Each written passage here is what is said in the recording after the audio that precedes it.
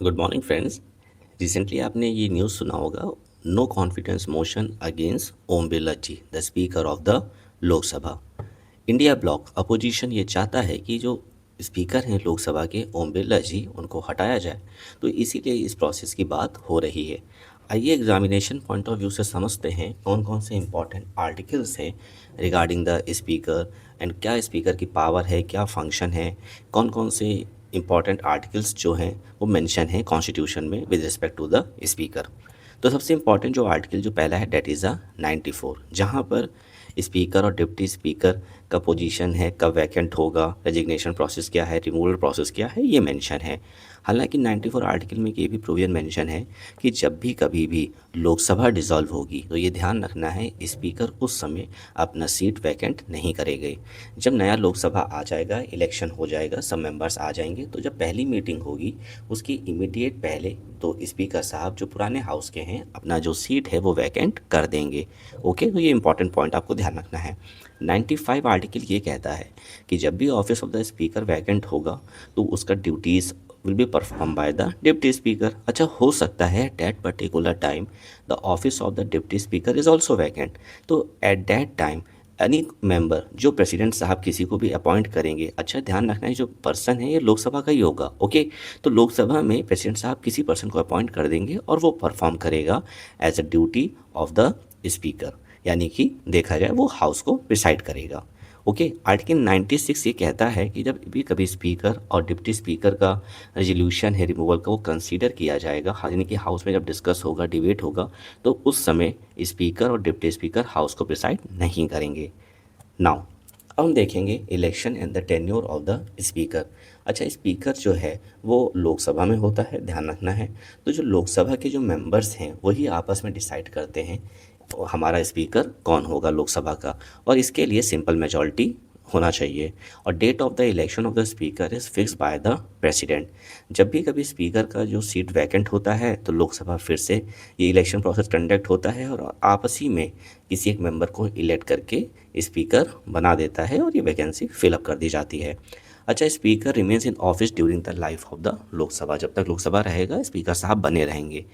जैसे कि हमने बताया था कि आर्टिकल 94 में मेंशन है कौन कौन से ग्राउंड्स पे या केसेस पे ये जो ऑफिस है वैकेंट होगा। जैसे पहला है, अगर सपोज़ कोई मेंबर है उसकी लोकसभा की मेंबरशिप चली जाती है और उस समय वो स्पीकर भी है, तो ऑटोमेटिकली वो स्पीकर फिर नहीं रहेगा, वो पोजीशन वैकेंट हो जाएगी। एग्जाम्पल से समझते हैं। सपोज़ करते हैं प्रेजेंटली ओम बिरला साहब की लोकसभा की मेंबरशिप चली जाती है, तो अब ये समझो कि वो फिर स्पीकर भी नहीं रहेंगे, वो पोजीशन वैकेंट हो जाएगी। हो सकता है स्पीकर को कंटिन्यू ना करना हो अपना पूरा टेन्योर, उसको रिज़ाइन करना हो तो कर सकता है, बट वो डिज़ाइन रिटर्न में सबमिट करेंगे डिप्टी स्पीकर को।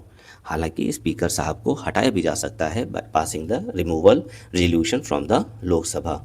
इस रेजोल्यूशन को पास करने के लिए आइए देख लेते हैं हाँ क्या इसका प्रोसीजर है। देखो, ये जो रिमूवल ऑफ द लोकसभा का जो प्रोसेस है, it is govern by the rules of the procedure and conduct of the business in Lok Sabha.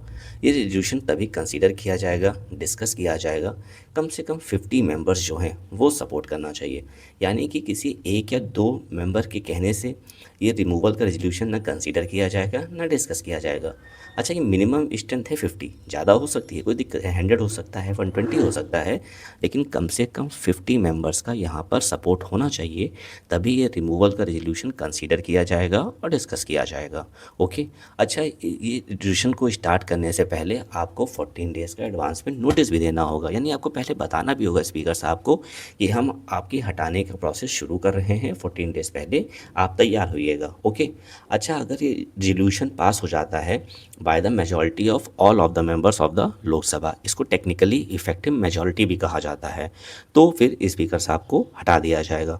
अच्छा, इफेक्टिव जो मेजॉरिटी होता है इसका मतलब होता है more than 50% the effective strength of the house. और इफेक्टिव स्ट्रेंथ जो होती है it is a total strength minus vacant seat. Suppose करते हैं लोकसभा की जो स्ट्रेंथ है डेट इज़ प्रेजेंटली 543, और हो सकता है आज के दिन 43 सीट्स आर वैकेंट। रीज़न कुछ भी हो सकता है भाई, हो सकता है किसी एमपी साहब ने रिज़ाइन कर दिया हो, किसी की कैजुअलिटी में डेथ हो गई हो, कोई डिस्क्वालीफाई हो गया हो, तो ये 43 है ना, इसको माइनस कर देंगे, यानी बचा क्या 500। अब मोर देन 50% ऑफ द 500, यानी कि 50% ऑफ द 500 प्लस 1। ओके, तो this is the formula of the effective majority. अच्छा, ये भी बात ध्यान रखना है, जब स्पीकर साहब का रिमूवल का रेजोल्यूशन कंसीडर किया जाएगा, यानी हाउस में डिस्कस किया जाएगा, डिबेट किया जाएगा, उस समय स्पीकर साहब हाउस को प्रिसाइड नहीं करेंगे। हालांकि स्पीकर साहब हाउस में प्रेजेंट रहेंगे, अपनी बात रखेंगे, डिबेट करेंगे, डिस्कशन करेंगे और पहले ही टाइम में वोटिंग भी करेंगे। इस समय कास्टिंग वोट का पावर इनके पास नहीं रहेगा। आइए देख लेते हैं power and function of the speaker. Speaker he order और डेकोरम भी हाउस का मेंटेन करता है। स्पीकर ही होता है final interpreter of the provision, जैसे कि constitution of India, rules of the procedure and conduct of the business of Lok Sabha and also the parliamentary president. What is the parliamentary president, इसको समझते हैं। It is the parliamentary principles. Okay, तो कोई भी parliamentary का principles है, president है, अगर उसको फाइनल कॉल लेना है या फाइनल इंटरप्रेटर है, ध्यान रखना स्पीकर ही डिसाइड करेगा क्या इसका मतलब है। अच्छा, स्पीकर के पास एक कास्टिंग वोट की पावर होती है। मान के चलते हैं, सपोज कोई पर्टिकुलर बिल है, वो हाउस से पास हो रहा है, 400 मेंबर्स आर देयर, 200 ने कहा यस हम पास करते हैं और 200 ने कहा नो, तो ये तो टाई हो गया ना। अच्छा, इस टाई को ब्रेक करने के लिए, इस डेडलॉक को ब्रेक करने के लिए स्पीकर के पास एक पावर होती है, इसको कहा जाता है कास्टिंग वोट। अब ये स्पीकर की मर्जी होती है, चाहे वो यस करें चाहे वो नो करें। ठीक है, तो इसी को कास्टिंग वोट कहा जाता है। अच्छा, इस बात को ध्यान रखना है, स्पीकर कभी भी फर्स्ट इंस्टेंट में वोट नहीं करता। अच्छा, स्पीकर हाउस को एडजर्न कर सकता है, सस्पेंड भी कर सकता है जब भी कोरम अचीव नहीं होगा। Quorum is a 1/10 the total strength of the house, यानी एक मिनिमम स्ट्रेंथ रिक्वायर्ड होती है ताकि हाउस की प्रोसीडिंग को, ट्रांजेक्शन्स को, बिजनेस को बढ़ाया जाए। ओके, तो अगर ये 1/10 स्ट्रेंथ ऑफ द हाउस नहीं, यानी कोरम नहीं है, तो at that particular time speaker adjourn या सस्पेंड कर देगा उस पर्टिकुलर सिटिंग को। स्पीकर ही प्रिसाइड करता है जॉइंट सिटिंग को। हो सकता है कोई पर्टिकुलर बिल को लेकर लोकसभा और राज्यसभा में डेडलॉक आ गया हो, सहमति न बन रही हो आपस में, तो in this particular case president will summon the joint sitting under the article number 108, और यहाँ पर स्पीकर ही इसको प्रिसाइड करता है। हो सकता है कोई इंपॉर्टेंट मैटर उसको डिस्कस करना हो, डिबेट करना हो, तो लीडर ऑफ हाउस की रिक्वेस्ट पे स्पीकर जो है सीक्रेट सिटिंग भी अलाउ कर देगा, जहाँ पे जो परमिटेड मेंबर्स हैं वही सिटिंग को मतलब कि अटेंड करेंगे और बाकी मेंबर से कह दिया जाएगा कि आप हाउस से बाहर जा सकते हैं। अगर पर्टिकुलर बिल में क्वेश्चन रेज हुआ कि मनी बिल है कि नहीं है, तो ध्यान रखना कि स्पीकर का कॉल फाइनल होता है। ओके, स्पीकर ही डिसाइड करता है कि particular bill whether it is a money bill और नॉट। जब भी मनी बिल राज्यसभा भेजा जाता है या प्रेसिडेंट के पास भेजा जाता है फॉर एसेंट, तो यहाँ स्पीकर ही इंडोर्स करता है कि the particular bill is a money bill. अच्छा, ये ध्यान रखना है, अगर कोई मेंबर जो है वो डिसक्वालीफाई होता है on the grounds of the defection which is mention under the 10th schedule of the constitution, at this particular time speaker he decision लेता है। हालांकि सुप्रीम कोर्ट ने ये कहा था 1992 में in the Kihoto Hollohan versus Zachillhu and other case, the decision by the speaker ये final नहीं होगा, it is the subject to the judicial review, यानी जो भी स्पीकर साहब डिसीजन लेंगे, ठीक है, तो उसका भी यहाँ पे जुडिशियल रिव्यू हो सकता है in the case related to the anti defection. Okay, ध्यान रखना है। अच्छा, स्पीकर ही एक्ट करता है ex officio chairman of the Indian parliamentary group. ये लिंक करता है इंडियन पार्लियामेंट को and the various parliaments of the world. Speaker ही प्रिसाइड करता है, कॉन्फ्रेंस होती है presiding officers of the legislative bodies. Okay, UTs and state के जो भी लेजिस्लेचर के जो प्रिसाइडिंग ऑफिसर है, हमारे यहाँ कॉन्फ्रेंस होती है to enhance the centre state relation, तो इसको भी प्रिसाइड कौन करता है, स्पीकर ही करता है। अच्छा, पार्लियामेंट्री जो कमेटीज़ हैं लोकसभा की, इसको भी अपॉइंट करना, चेयरमैन को अपॉइंट करना, ये सब स्पीकर ही करता है और स्पीकर ही सुपरवाइज भी करता है।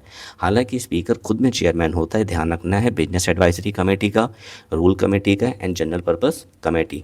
तो हम देखते हैं कि कैसे स्पीकर का जो office it is independence and impartiality. देखो, सबसे इंपॉर्टेंट प्रोविजन है कि यहाँ पे स्पीकर को एक सिक्योरिटी ऑफ टेन्योर दिया जाता है। इसको तभी हटाया जा सकता है only in the process by the resolution pass by the Lok Sabha by the effective majority, बाकी कोई दूसरा प्रोसेस नहीं है।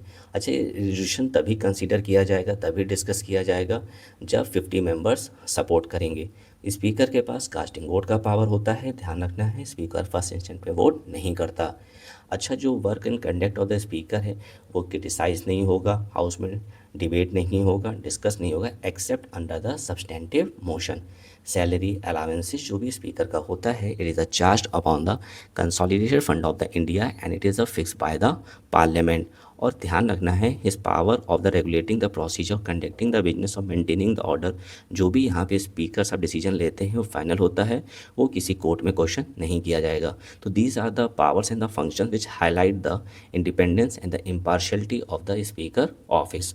तो होप आपको ये पूरा टॉपिक समझ में आ गया होगा। अगर फिर भी अगर आपको कोई डाउट है तो आप हमें कमेंट बॉक्स में मैसेज कर सकते हैं। Thank you to all of you, have a nice day.